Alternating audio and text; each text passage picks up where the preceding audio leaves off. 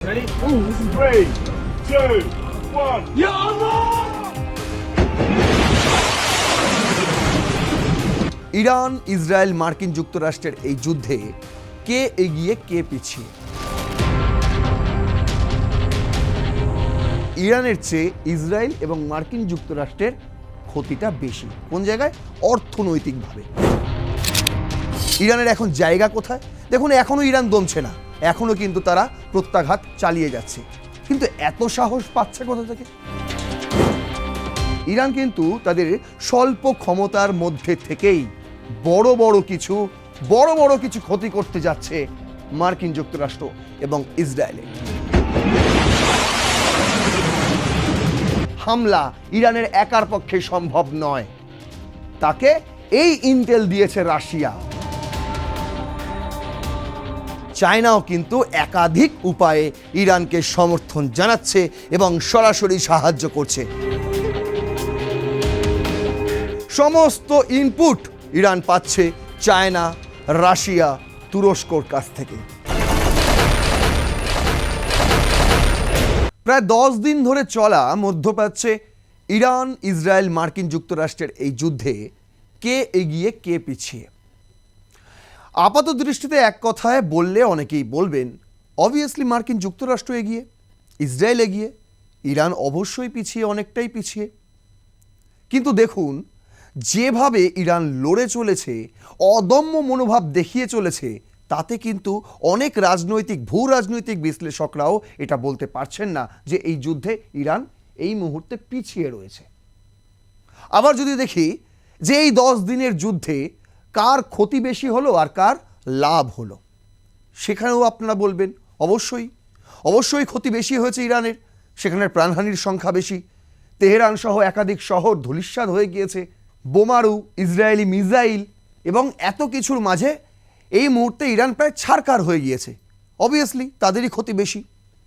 কিন্তু দেখুন, এক্ষেত্রেও তা বড় ভূ রাজনৈতিক বিশ্লেষকরাও কিন্তু দাবি দিয়ে বলতে পারছে না শুধু প্রাণহানি তো নয়, শুধু তো বেস ক্যাম্পগুলো ধ্বংস নয়, আসল জায়গা হচ্ছে যদি আপনি দেখতে থাকেন যে অর্থনৈতিক ক্ষতি, সেখানেও কিন্তু অনেকেই মনে করছেন যে ইরানের চেয়ে ইসরায়েল এবং মার্কিন যুক্তরাষ্ট্রের ক্ষতিটা বেশি। কোন জায়গায়?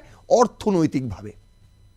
তাহলে ইরানের এখন জায়গা কোথায়? দেখুন, এখনো ইরান দমছে না, এখনো কিন্তু তারা প্রত্যাঘাত চালিয়ে যাচ্ছে। কিন্তু এত সাহস পাচ্ছে কোথা থেকে?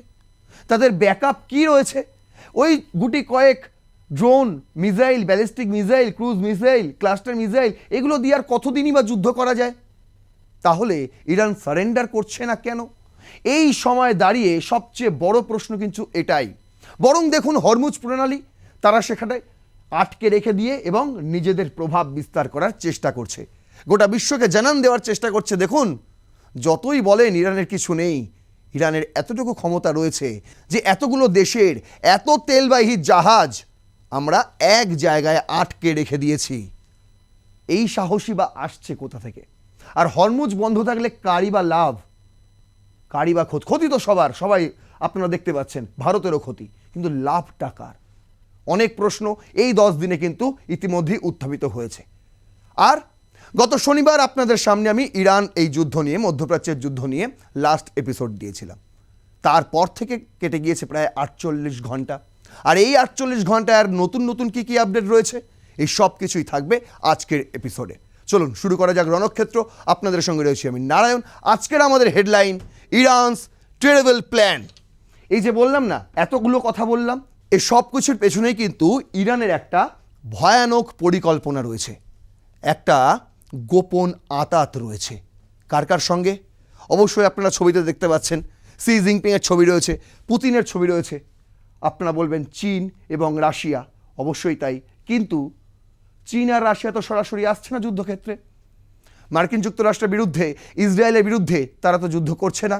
তাহলে আমি কি গোপন আঁতাতের কথা বলছি? চলুন আজকে সেই সমস্ত বিষয় খতিয়ে দেখা যাক।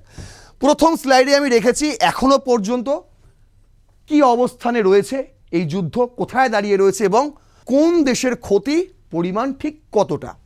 এটাই আমি আগে প্রথমে আপনাদের দেখাবো, তারপর আপনাদের দেখাবো যে ইরান আজও দমছে না, তার কারণ কি? প্রায় 10 দিন অতিক্রান্ত, 10 দিন তারা যুদ্ধ করে ফেলেছে, এখনো কতদিন করতে হবে তারা জানে না, কিন্তু তারা কিন্তু পেছন দিকে ফিরছে না, সামনের দিকে এগিয়ে যাচ্ছে। এর সাহস কোথা থেকে আসছে এইটা আপনাদের সামনে ব্যাখ্যা করব। শুরুতেই নজর রাখা যাক, বলছে সামরিক সক্ষমতা ও চোখ অন্ধ করার লড়াই। আপনারা ভালো মতনই জানেন যে ইরানের চেয়ে সামরিক সক্ষমতা অনেক বেশি ইসরায়েলের, ইরানের চেয়ে সামরিক সক্ষমতা অনেক বেশি মার্কিন যুক্তরাষ্ট্রের। তাহলে ইরান কি করতে চাইছে? ইরান কিন্তু তাদের স্বল্প ক্ষমতার মধ্যে থেকেই বড় বড় কিছু ক্ষতি করতে যাচ্ছে মার্কিন যুক্তরাষ্ট্র এবং ইসরায়েলে। যেমন আপনাদের আগে আমি বলেছি যে থার্ড র্যাডার সৌদি আরবে, অন্যদিকে কাতারের যে র্যাডার মার্কিন যুক্তরাষ্ট্রের, এই দুটি তো ধ্বংস হয়ে গেছে। আবার দেখুন ইরানের নতুন করে একটি দাবি, তারা বলছে যে সাম্প্রতিক হামলার যুক্তরাষ্ট্রের ANYTPY-2 এর মতো উন্নত র্যাডার সিস্টেমকে লক্ষ্যবস্তু করার দাবি করছে ইরান। এই সেই ছবি দেখুন, এই সেই ছবি, এবং একটা OSINT ডিফেন্ডার, সেখান থেকে একটা টুইট করা হয়েছে, বলা হচ্ছে photos have now confirm the destruction of ANYTPY-2 forward based X band transportable radar operated by US Army following an Iranian drone attack earlier this week targeting Muwaffaq Salti air base in Jordan. এবার এটা জর্ডানের ঘটনা। দেখুন US radar, কি অবস্থা। Original ছবি, ইতিমধ্যেই অনেক নামি দামি সংবাদ সংস্থা এই ছবি প্রকাশিত করে জর্ডানের ছবি বলেই দাবি করছে। কি লিখছে? The ANYTPY-2 is the primary ground based air surveillance radar for the terminal high altitude area defence থার্ডের মতো system with this specific radar like supporting THAAD batteries in Israel and Jordan. এবার এটা ধ্বংস হয়ে যাওয়ার পর কি হবে? থার্ডও কাজ করবে না। কত বড় একটা ভয়ানক বিষয়, বুঝতে পারছেন মার্কিন যুক্তরাষ্ট্রের কাছে এটি। অন্যদিকে বলছে কি, এটি সত্য হলে অঞ্চলের আকাশ প্রতিরক্ষা ব্যবস্থার বড় ধরনের ফাঁক তৈরি হতে পারে। ইতিমধ্যে সেই আতঙ্ক গ্রাস করেছে ডোনাল্ড ট্রাম্পকে। অন্যদিকে ইসরায়েল বলছে তারা নাকি F-35 আদির এই যুদ্ধ বিমান ব্যবহার করে ইরানের অভ্যন্তরীণ এয়ার ডিফেন্স, বিশেষ করে AS-300 যে সিস্টেম, সেই সিস্টেম নাকি ধ্বংস করে দিয়েছে। এর আগেও তারা অনেক কথা বলেছিল, দাবি করেছিল যে আমরা 80টি এয়ার ডিফেন্স সিস্টেম ইরানের ধ্বংস করে দিয়েছি, এবং 60টিরও বেশি মিসাইল লঞ্চার, সেগুলো আমরা ধ্বংস করে দিয়েছি ইরানের। এই দাবি ইসরায়েল অনেক দিন আগেই করেছিল। আবার তারা নতুন করে দাবি করছে যে তারা আরও একটি S-300 সিস্টেম আমরা ধ্বংস করে দিয়েছি। আর নতুন নতুন যুক্ত হওয়া গুরুত্বপূর্ণ তথ্য কী রয়েছে? সাইবার যুদ্ধ। গত 48 ঘন্টায় ইসরায়েলের বিদ্যুৎ গ্রিড এবং ইরানের পারমাণবিক গবেষণা কেন্দ্রের ওপর বড় ধরনের সাইবার হামলার ঘটনা ঘটেছে। বলুন, আমি মানলাম ইরানের পারমাণবিক গবেষণা কেন্দ্রে সাইবার হামলা ঘটিয়েছে মার্কিন যুক্তরাষ্ট্র, ইসরায়েল, তাদের কাছে সেই ক্ষমতা রয়েছে। কিন্তু ইসরায়েলের বিদ্যুৎ গ্রিডে সাইবার হামলা কারা ঘটালো? ইরান। তাদের কাছে ওই ক্ষমতা রয়েছে? প্রশ্ন জাগতে পারে। কিন্তু ইরানই করেছে। কিভাবে করেছে সেটা আমি আগামীতে বলছি। তারপর দেখুন প্রক্সি নেটওয়ার্কের সক্রিয়তা। হিজবুল্লাহ এবং হুতি বিদ্রোহীরা তাদের হামলার তীব্রতা বাড়িয়েছে। হুতিরা লোহিত সাগরে আরও 2টি বাণিজ্যিক জাহাজে হামলা চালিয়েছে বলে ইতিমধ্যেই তারা দাবি করেছে, যা বৈশ্বিক সরবরাহ চেইনকে আরও সংকটে ফেলেছে। অন্যদিকে যুক্তরাষ্ট্র তারা অতিরিক্ত সেনা মোতায়েন করছে। পেন্টাগন জানিয়ে দিয়েছে তারা মধ্যপ্রাচ্যে আরও কয়েক হাজার সেনা এবং অতিরিক্ত যুদ্ধবিমান পাঠাচ্ছে, যা ইঙ্গিত দেয় যে যুদ্ধ এবার দীর্ঘায়িত হতে পারে। অন্যদিকে ইরানও কিন্তু ইঙ্গিত দিয়ে রেখেছে যে আমরাও দীর্ঘ যুদ্ধের জন্য রেডি আছি। তারা সরাসরি হুঁশিয়ারি দিয়েছে। ইরানের যে স্বরাষ্ট্রমন্ত্রী আরাকচি, তিনি সরাসরি হুঁশিয়ারি দিয়েছেন যে একটা সেনা মার্কিন যুক্তরাষ্ট্র হোক কিংবা ইসরায়েলের, ইরানের মাটিতে পা রেখে দেখুক, তারপর কি হয়। শুনুন, শুধু ইরান এই কথা বলছে না, এখন ডোনাল্ড ট্রাম্প যে চাপে রয়েছে, সেখানকার মার্কিন সেনারা তারাও কিন্তু তাকে চাপ দিচ্ছে যে না, আমরা সরাসরি যুদ্ধে যাব না। মিসাইল, বোমারু, ড্রোন নিয়ে এসে, B-2 বোম্বার নিয়ে এসে আপনি করছেন, ঠিক আছে, মানলাম। তাই বলে সরাসরি ইরানের মাটিতে পা রেখে সেখানে যুদ্ধ করতে যাওয়া মানে আত্মত্যাগ করে আসা। এটা মার্কিন সেনারাই এখন ডোনাল্ড ট্রাম্পকে বোঝাচ্ছেন, কিন্তু তিনি বুঝতে নারাজ। ইতিমধ্যেই 6 জনের প্রাণ গিয়েছে বলে স্বীকারোক্তি এসছে পেন্টাগনের থেকে। জানি না আর কজন মারা গিয়েছে। আরও হয়তো সংখ্যাটা বেশি হতে পারে, সেই জন্যই এবার তারা ব্যাকফায়ার করছে মার্কিন সেনারা। হতে পারে এখন সমস্তটাই কিন্তু ধোঁয়াশার মধ্যেই রয়েছে, কিন্তু তার মধ্যে থেকেই স্বচ্ছ তথ্যগুলো আপনাদের সামনে তুলে ধরার চেষ্টা করছি। দেখুন আর কি ডেভেলপমেন্ট রয়েছে। টাইম করেছে, the air is unbreathable, Tehran surrounded in cloud of toxic smoke after Israeli strike fuel depot. সবচেয়ে বড় খবর ঘটে গিয়েছে, আপনারা জানেন যে এই মুহূর্তে ইরানের একটা ফুয়েল ডিপোতে সেখানে স্ট্রাইক চালিয়ে দিয়েছে ইসরায়েল। আর এই মুহূর্তে তারপরে পরে কি ঘটেছে, আকাশ থেকে কালো কালো বৃষ্টি তারা দেখতে পেয়েছে সাধারণ মানুষরা। এই মুহূর্তে তেহরানে নিঃশ্বাস নেওয়ার জো নেই, এত বাজে, এত পলিউশন ঘিরে ধরেছে সেখানে। বুঝতে পারছেন, এটা ফুয়েল ডিপো এবং সেখানে স্ট্রাইক চালিয়ে দেওয়ার মানেটা বুঝতে পারছেন, কত রকম বিষক্রিয়া বাতাসে মিশে গিয়েছে। সাধারণ মানুষের সেখানে এখন বসবাস করাই কিন্তু দায় হয়ে দাঁড়িয়েছে। এটাও একটা বড় বিষয় এবং এই দাবি করা হচ্ছে যে মার্কিন যুক্তরাষ্ট্রই এই ধরনের হামলা চালিয়েছে। এটা শুধু সামরিক ঘাঁটি নয়, এটা বেসামরিক আধিপত্যেও কিন্তু হামলা একটা, যেখানে সাধারণ মানুষের ক্ষতি হচ্ছে। আর ইরান কি শুধু সামরিক ঘাঁটিতে হামলা চালাচ্ছে? তারা কি বেসামরিক ঘাঁটিতে হামলা চালায়নি? বেসামরিক আধিপত্যে হামলা চালায়নি যেখানে সাধারণ মানুষের ক্ষতি হচ্ছে? তারাও চালিয়েছে। আমি একতরফা কথা কোনোদিনও বলিনি, আজও বলবো না। দুতরফার কথাই আমি বলবো, দুদিকের কথাই আমি আপনাদের সামনে তুলে ধরবো। লাস্ট বিচারটা আপনারাই করবেন। ফরচুন করেছে, দেখুন এই হেডলাইনটাও দেখুন, বলছে mid east water supply at risk as Bahrain and Iran say their desalination plants were attacked amid expanding war. একদিকে ইরান, সেখানে ইসরায়েল হামলা চালিয়ে দিয়েছে বলছে। কোথায়? জলের প্ল্যান্টে, যেখানে লবণযুক্ত জল পানীয় গ্রহণযোগ্য করা হয়, এমন একটি প্ল্যান্টে হামলা চালিয়ে দিয়েছে ইসরায়েল। আর ইরান কি বসে আছে? ইরানও পাল্টা হামলা চালিয়ে দিয়েছে বাহারিনে, এরকম একই একটি জলের প্ল্যান্টে। কি বলছে দেখুন, বলছে the war which Israel and the United States launched with airstrikes on February 28 has so far killed at least 1,230 people in Iran. এখানে একটা সুন্দর ফরচুন একটা সংখ্যা দিয়েছে আপনাদের জন্য, সেটাই আমি আপনাদের জন্য তুলে ধরেছি। কি বলছে? যেটা 28 তারিখ শুরু হয়েছিল ইরানে, ইউনাইটেড স্টেট এবং ইসরায়েল যৌথ হামলা দিয়ে শুরু করেছিল যে যুদ্ধের, সেই যুদ্ধে আজকে কি জায়গায় দাঁড়িয়ে রয়েছে? এখনও পর্যন্ত ইরানে প্রায় 1230 জনের মতন সরকারি রিপোর্টে মারা গিয়েছে। বেসরকারি রিপোর্ট কতটা কি তা জানি না। এই যে বলছে দেখুন, the women from Iranian red crescent society, এই রেড ক্রিসেন্ট সোসাইটি কিন্তু এই তথ্য দিচ্ছে। এই দুজন হচ্ছে রেড ক্রিসেন্টের দুই কর্মী। কি বলছে তারপর? At least 397 in Lebanon and at least 11 in Israel. লেবাননে এই মুহূর্তে 397 জনের মৃত্যু হয়েছে, আর ইসরায়েলে এখনও পর্যন্ত 11 জনের মৃত্যু হয়েছে। সবটাই কিন্তু সরকারি হিসেব, ঠিক আছে? বেসরকারি হিসেবে আরও বেশি হতে পারে। According to official 6 US troops have also been killed, যেটা আমি আপনাদের বললাম, এই মুহূর্তে 6 জন মার্কিন সেনারও মৃত্যু হয়েছে। এই হচ্ছে মোট ক্ষতির পরিমাণ। এবার দেখুন, বেসামরিক আধিপত্যে হামলা করা, বেসামরিক জায়গায় হামলা করা, সাধারণ মানুষের ওপর হামলা করায় কিন্তু এই মুহূর্তে ইউএই ক্ষুব্ধ। আপনারা জানেন কিছুদিন আগেই ইরানের প্রেসিডেন্ট তিনি প্রকাশ্যে ক্ষমা চেয়েছেন এই গালফ কান্ট্রিগুলোর কাছে, যে আমরা তোমাদের ওপর যে হামলা করেছি তার জন্য ক্ষমা প্রার্থী। কিন্তু পাশাপাশি তিনি এটাও বলেছেন, যদি আপনাদের বেস ক্যাম্পগুলো মার্কিন যুক্তরাষ্ট্রকে ব্যবহার করতে দেওয়া হয় ইরানের ওপর আঘাত হানার জন্য, তাহলে কিন্তু আমরা আবার পাল্টা আঘাত করব। আর দেখুন, তারপর কিন্তু ইউএই প্রেসিডেন্ট তিনি এবার প্রথমবার মুখ খুললেন। আল জাজিরা করেছে, তিনি বলছেন যে prepare to confront threats as Iran attacks continuous. বলছে এবার আরব আমির শাহী তৈরি রয়েছে, প্রস্তুত রয়েছে যে কোনো পরিস্থিতির জন্য। কি বলছেন? The UAE has thick skin and bitter flesh, we are no easy pray.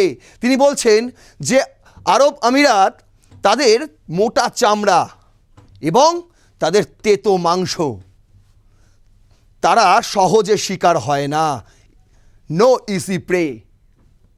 কি বলছে এবার? Said Sheikh Mohammed bin Zayed Al Nahyan in comments aired by Abu Dhabi TV on Saturday as he visited wounded patient in a hospital. একটি hospital তিনি গিয়েছিলেন যেখানে সাধারণ মানুষ যারা আহত হয়েছেন ইরানিয়ান হামলায় তাদেরকে দেখতে, এবং সেখানে গিয়ে তিনি বলেছেন এই কথা যে আরব আমিরাতের যে সাধারণ মানুষ তাদের যে চামড়া, তাদের মোটা চামড়া এবং তাদের মাংস তেতো, তাদের অত সহজে স্বীকার করা যায় না।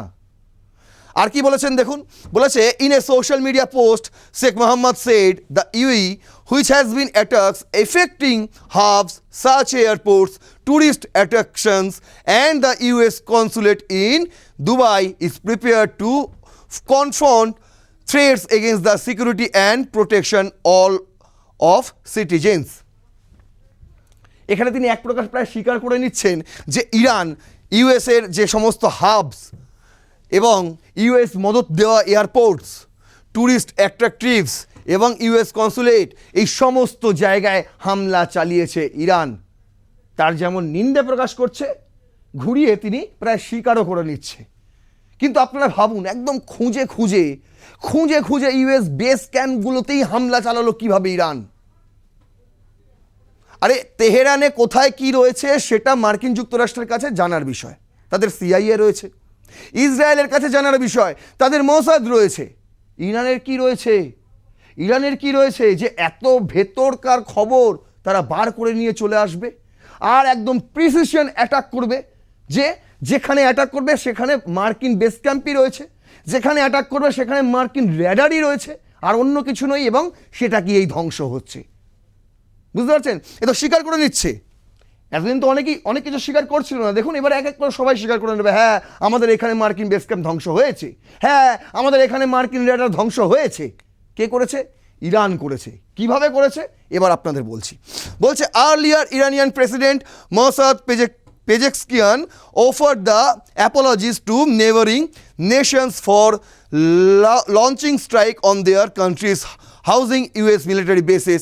His comments were swiftly contradicted by Iranian judicial chief Gholam Hossein Mohseni Ezai, also a member of the Interim Leadership Council. Interim Leadership Council একজন মেম্বার, তিনি হচ্ছেন Iranian judiciary chief Gholam Hossein Mohseni এজাই। তিনি একজন ইরানের সর্বোচ্চ ব্যক্তি। তিনি কিন্তু আবার এই যে ইরানের প্রেসিডেন্ট পেজেশকিয়ান তার এই অ্যাপোলজির সঙ্গে একমত হননি। তিনি কি বলেছিলেন? তিনি ক্ষমা প্রার্থী হয়েছিলেন গালফ কান্ট্রিগুলোর কাছে, যে হ্যাঁ আমি ক্ষমা প্রার্থী, আমাদের দেশ তোমাদের ওপর হামলা চালিয়েছে, আমরা আসলে ইউএস বেস ক্যাম্পগুলোতে হামলা চালাতে গিয়েছিলাম, একটু আদৌ এদিক ওদিক হয়ে গেছে, সেখানে সাধারণ মানুষের অসুবিধা হয়েছে, আমরা বুঝতে পারছি, তার জন্য আমরা ক্ষমা প্রার্থী। কিন্তু তার সঙ্গে একমত হননি কে? Iranian judiciary chief Gholam Hossein Mohseni Ejei. Pezeshkian himself rolled back on his remarks that Gulf countries would not be regretted unless attacks originated from their terrorists kidnapping and their while his country employs the preservation and continuations of friendly relations. Iran still has an inherent right to defend itself against US-Israel aggressions. তারপরে দেখুন Pezeshkian রাষ্ট্রপতি ইরানের, তিনি আবার নিজের অবস্থান থেকে সরে আসেন।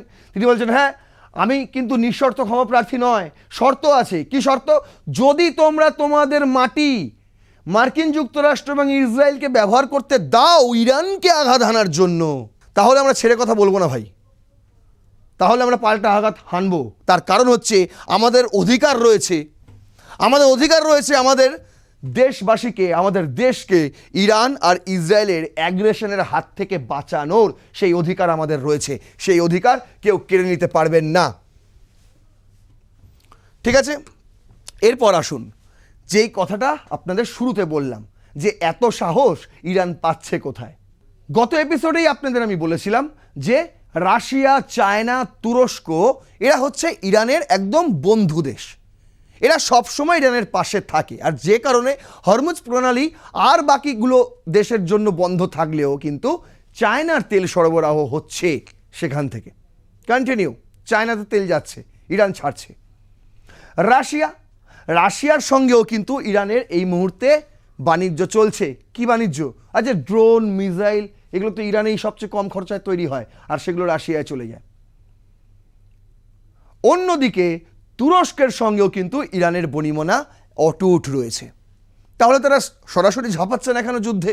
কেন সাহায্য করছে না ইরানকে? আগে মশাই সাহায্য করছে, কিন্তু সরাসরি সাহায্য কেউ করে না, এটাও জেনে রাখা ভালো। যদি এখন রাশিয়া ইরানের হয়ে ইসরায়েলে হামলা করে, তাহলে কি রাশিয়ার ভূখণ্ড বেঁচে থাকবে? শুধু ইউক্রেন কি হামলা একা করবে? ইসরায়েল ও ইউক্রেনের সঙ্গে যুক্ত হয়ে যাবে। তখন মার্কিন যুক্তরাষ্ট্র তখন রাশিয়ার ভূমিতে গিয়ে হামলা করবে। এখন যদি চীন ইরানের পাশে দাঁড়িয়ে ইসরায়েলে গিয়ে কিংবা মার্কিন যুক্তরাষ্ট্রের কোনো বেস ঘাঁটিতে হামলা করে মধ্যপ্রাচ্যের কোনো দেশে, তাহলে কি মার্কিন যুক্তরাষ্ট্র চুপ করে বসে থাকবে? না ইসরায়েল চুপ করে বসে থাকবে?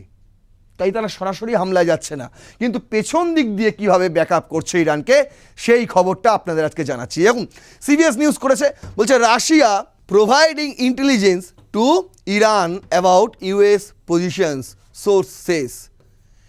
এই যে বারবার আমি বলছি, একদম নিখুঁতভাবে খুঁজে খুঁজে কোন কোন দেশের ঠিক কোন কোন জায়গায় ইউএসের বেস ক্যাম্প রয়েছে, ইউএসের বেস ঘাঁটি রয়েছে, ইউএসের র্যাডার রয়েছে, ঠিক সেই সমস্ত জায়গায় গিয়ে হামলা ইরানের একার পক্ষে সম্ভব নয়। তাকে এই ইন্টেল দিয়েছে রাশিয়া, একদম নিখুঁতভাবে এই তথ্য তাদের কাছে তুলে দিয়েছে যে এই জায়গায় ইউএসের এই সম্পত্তি রয়েছে, আপনারা একদম ঠিক জায়গায় প্রিসিশন অ্যাটাক করুন, সেখানেই ধ্বংস হয়ে যাবে। কি বলছে দেখুন, Russia is providing intelligence to Iran regarding US positions in the Middle East during the ongoing joint US and Israeli military operations in Iran, multiple sources including a senior US official with direct knowledge told CBS News on Friday. আর এই কথা কে বলছেন? এই কথা বলছেন US official, খোদ একজন senior US official, তিনিই বলছেন যে এটাই হয়েছে, নাহলে ইরানের একার পক্ষে সম্ভব নয়। কি বলছে তিনি বলছেন, the Kremlin sharing the information about US assets in the first known indication the Russia a major advisory of the US is indirectly adding Iran. The intelligence aid from Russia was first reported by the Washington Post.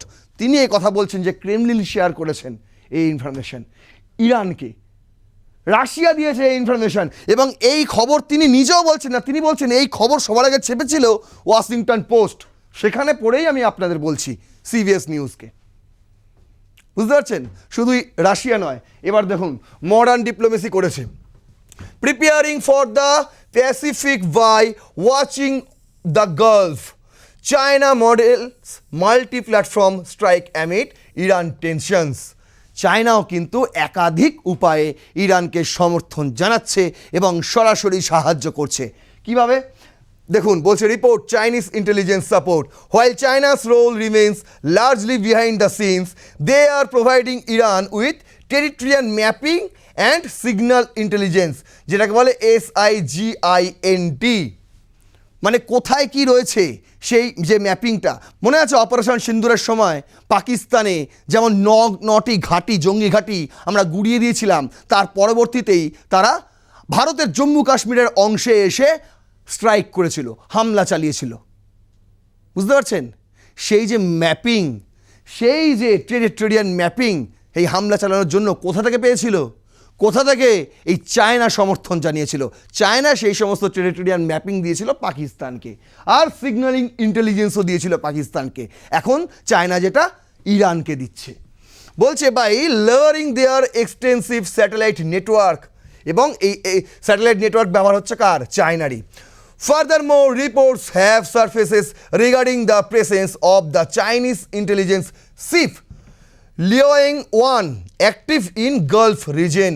অন্যদিকে satellite information তো দিচ্ছেই, অন্যদিকে দেখুন Gulf রিজনে তাদের Chinese intelligence sheep যেটা লিওয়ং-1, সেটা কিন্তু সেখানে পাহারাদার হিসেবে পর্যবেক্ষণ করার জন্য রেখে দিয়েছে। বুঝতে পারছেন? দুদিক দিয়েই হেল্প করছে। সমস্ত ইনপুট ইরান পাচ্ছে চায়না, রাশিয়া, তুরস্কর কাছ থেকে, আর হামলা চালাচ্ছে তারা ছোট ছোট জিনিস দিয়ে। বড়জোর $10 একটি ড্রোন তারা খরচ করছে, ইসরায়েলে পাঠাচ্ছে, আর সেই ড্রোন ইন্টারপ্ট করতে ইসরায়েলের খরচ হচ্ছে তার 3 গুণ বা 4 গুণ। বুঝতে পারছেন? মানে কম খরচে তাদের খরচ বাড়িয়ে দিচ্ছে। ইরান খরচ করছে কম, আর ইসরায়েলের খরচ হচ্ছে বেশি, আমেরিকার খরচ হচ্ছে বেশি, সেটা ঠেকাতে গিয়ে, সেটা ইন্টারাপ্ট করতে গিয়ে।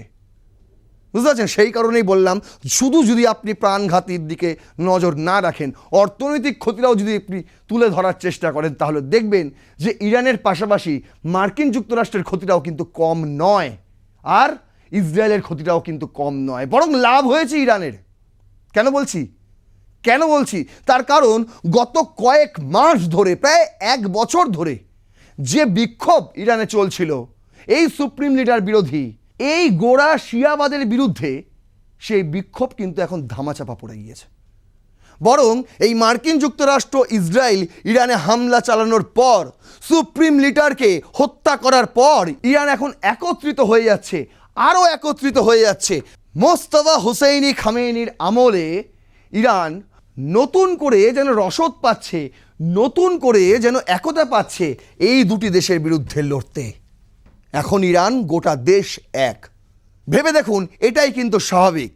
আপনার যতই কেন্দ্রের বিরুদ্ধে ক্ষোভ বিক্ষোভ প্রতিবাদ থাকুক না কেন, যদি কোনো শত্রু দেশ আমাদের দেশে আঘাত হানে, তাহলে কেন্দ্রের সিদ্ধান্তের পাশে আমরা প্রতিটা মানুষ, প্রতিটা ভারতবাসী কিন্তু এক হয়ে দাঁড়িয়ে পড়ি, যেটা অপারেশন সিন্দুর প্রমাণ করে দিয়েছে। আর সেই একই জিনিস ঘটতে চলেছে এবার ইরানেও। যে বিক্ষোভ আপনারা এতদিন ধরে দেখছিলেন ইরানে, সেই বিক্ষোভ কিন্তু এখন ধামাচাপা পড়ে গিয়েছে। যদি মনে হয় আমার এই এপিসোডটি যুক্তিযুক্ত, তথ্যপূর্ণ, তাহলে অবশ্যই শেয়ার করবেন, আরও 5 জনকে দেখার সুযোগ করে দেবেন। আপনাদের মূল্যবান মতামত জানাবেন কমেন্ট বক্সে লিখে, লাইক করবেন ভিডিওটি এবং সাবস্ক্রাইব করবেন আর+ নিউজ 24x7। দেখতে থাকুন রণক্ষেত্র। আগামী দিনে এইরকম আরও অনেক চাঞ্চল্যকর তথ্য আপনাদের সামনে তুলে ধরবো। এই ইরান মধ্যপ্রাচ্যে যুদ্ধ রিলেটেড কথা দিলাম। জয় হিন্দ, বন্দে মাতারাম।